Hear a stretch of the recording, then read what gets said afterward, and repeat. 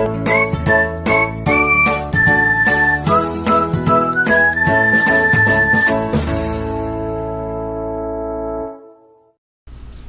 day everyone, I'm your Mr. ATL and welcome back to my channel. So today's video lesson, we are going to compute for gross earning. But what is gross earning? This gross earning represent income. It can be actual or recorded in flow cash or other assets before taxes or adjustments. Gross earning is also the gross profit. So if you do not know how to calculate your gross earnings, you could be underpaid without realizing it. So kapag nagtatrabaho tayo, syempre meron tayong sweldo, that is your gross earning. Pero yung iyong sweldo na yon, magkakaroon ng mga taxes. For example, kung meron kang loan, makakaltas yun. Yung matitira is the net earning. So gross earning, parang pinaka-total itong sahod mo before the taxes or any adjustment. So let us give an example, but we are going to give our focus and attention to the piece rate. Okay, let's proceed to example number 1. Okay, example number 1. Find the gross weekly wage of the following employees. So on the first column, the name of employees, there are 5 employees there. For the second column is the production or the number of production of each employee per week. Okay, so in a week, Mr. A. Leoncio produced 253. Okay, 253 pieces like that. And then on the third column is the rate of piece or the piece rate. So per piece, he's going to be paid by 1 peso and 50 centavos. And for the gross earning, we are going to multiply this production to the number of production by the piece rate. So as you can see, we have 253 multiplied by 1 peso and 50 centavos. Therefore, A. Leoncio will get 379 pesos and 50 centavos for that particular week. Okay, let us compute for the second row. Mr. Idalican. So, he produced 432 pieces and his piece rate is 1.75 or 1 peso and 75 centavos. So, he will be getting how much? 756 pesos. Next, so Miss J. Habon produced 295 pieces and her piece rate is 2 pesos. So we are going to multiply 295 by 2 pesos and that is 590 pesos. Next is for Mr. R. Estoya. He produced 354 pieces and we will multiply it by 1 peso and 50 centavos. So again, 354 multiplied by 1 peso and 50 centavos and that's going to be 531 pesos.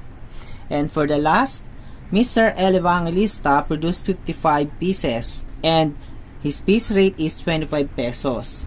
So 55 multiplied by 25, that's going to be 1,375 pesos. Okay, so let's proceed to the next example. Example number 2. Lucy is paid based on graduated piece rate as follows. So, for first 100, her rate is 1 peso per piece. For the next 100, 1 peso and 25 centavos per piece. For the next 100 again, 1 peso and 50 centavos, and for exceeding 300 pieces, that is 1 peso and 75 centavos.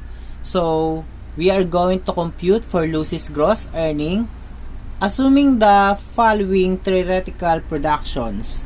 So, for A is 95 pieces, B 155, C 230, D 350, and E is 420 pieces. So, let's start with letter A. Okay, so for letter A, 95 pieces. So, hindi naman sa sobra ito ng 100. So, ang rate lang dyan is 1 peso. So, we will just multiply it by 1 peso. So, therefore, that is 95 pesos. Okay? Next, letter B. 155 pieces. So, 155 pieces can be broken into 100 and 55. So, ito yung first 100. Ito naman yung sa next 100. Hindi lang siya naging saktong 100. So, ang sobra lang sa 100 dito is 55. So, for the first 100, we will multiply it by 1 peso only. For the next 100, we will multiply it by 1 peso and 25 centavos. So, 100 multiplied by 1, that is 100. And then, for the next one, we're going to add it by the product of 55 and 1.25. So, let's get the product of 55 and 1.25. And that is going to be 68.75. So, we will add this. That is 168.75. Okay, so ito yung magiging payment kay Lucy kapag nakapag-produce siya ng 155 pieces based on this graduated piece rate. Next, letter C. Okay, next, so letter C, we have 230 pieces. Okay, it can be broken into 100, susunod, 100, and next is 30. So, 100 plus 100 plus 30 is 230.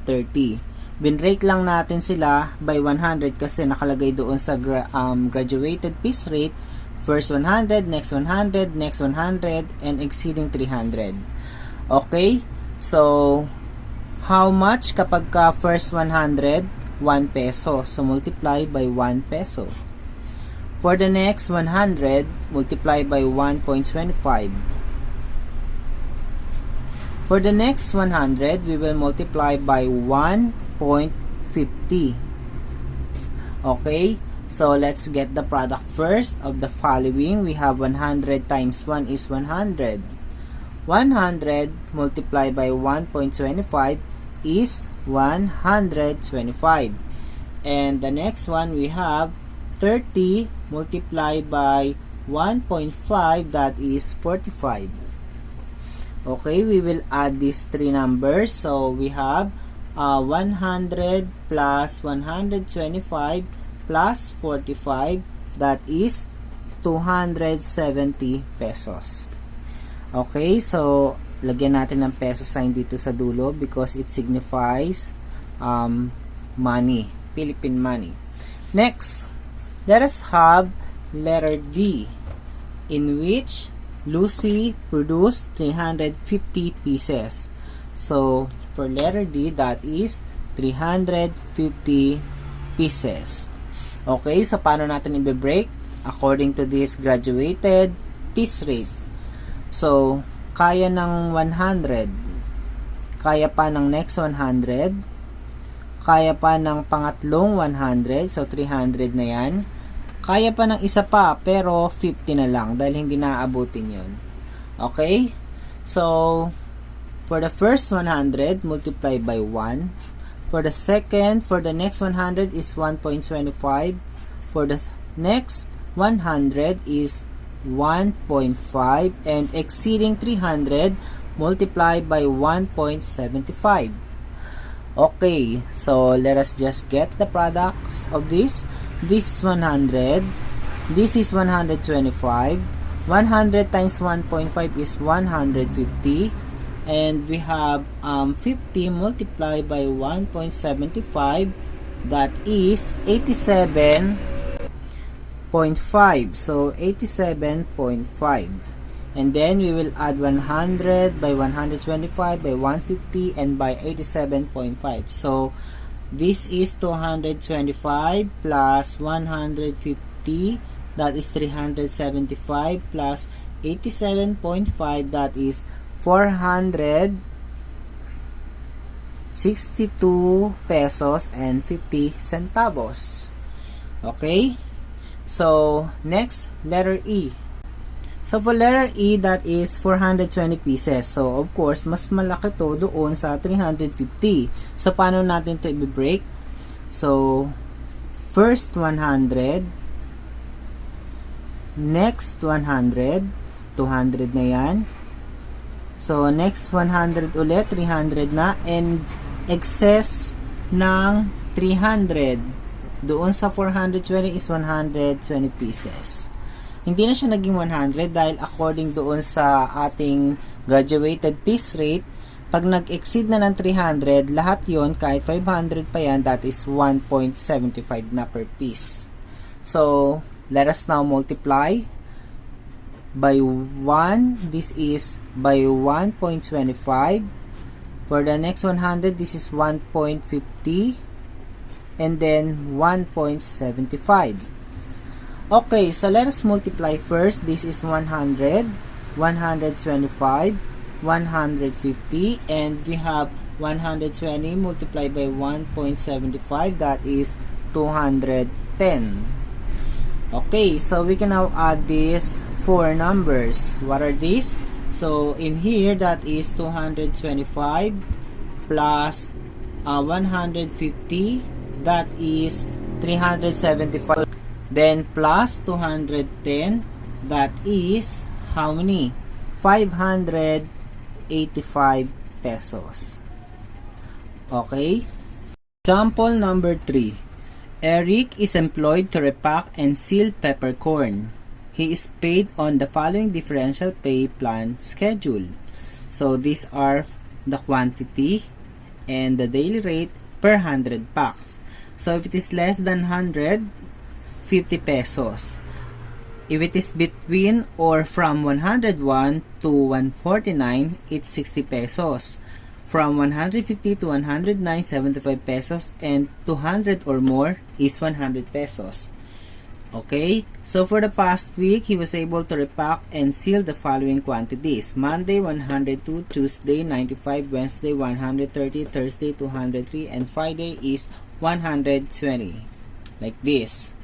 Okay, so the first thing to do here is to rename this. Ito, aayusin lang natin to. So kapag less than 100 daw, 50 pesos per 100 packs.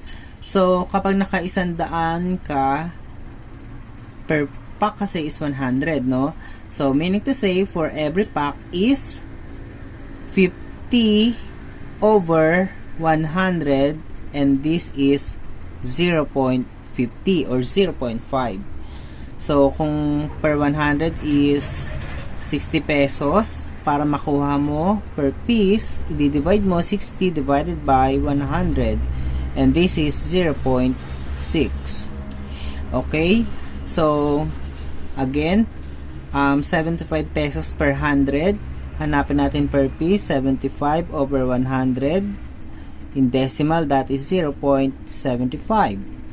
And syempre, 100 over 100 is 1. Okay, so we're going to use this para mabilis nating malaman kung magkano pag Monday is 102 and so on. Okay, so let us now compute for this. So as you can see, 102 belongs to this bracket, 101 to 149. So dito mo makikita yung 102, and we will multiply it by 0.6. 95, it's less than 100, right? So multiply by 0.5 only. 130 can be seen in here, in this part.